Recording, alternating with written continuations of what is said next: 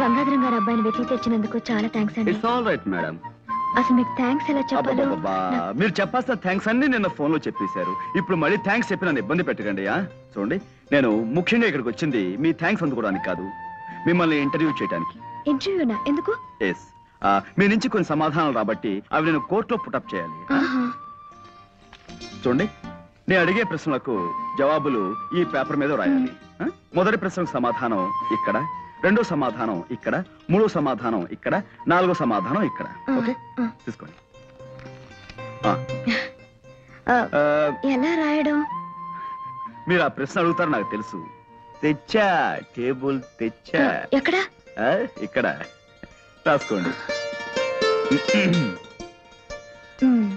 రెడీయా? మొదటి ప్రశ్న, మీరు టెలిఫోన్ క్లీనింగ్ సర్వీస్ లో పనిచేస్తున్నారు కదా? అవునండి. రాయండి. ఈ కేసు విషయంలో మీరు ఎవరిని బాగా నమ్ముతున్నారు? పాండురంగారావు గారిని. తెలుసండి, అది రాయండి.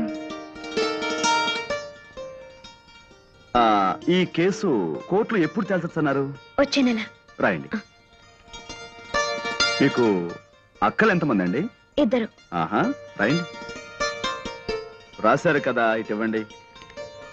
ఇప్పుడు మీరు ఏ ప్రశ్నలకి ఏ జవాబులు రాశారో మీ కళ్ళతో మీరే చూద్దరు గాని. చూడండి, మీరు ప్రేమిస్తున్నారు కదూ? అవును. ఎవరిని?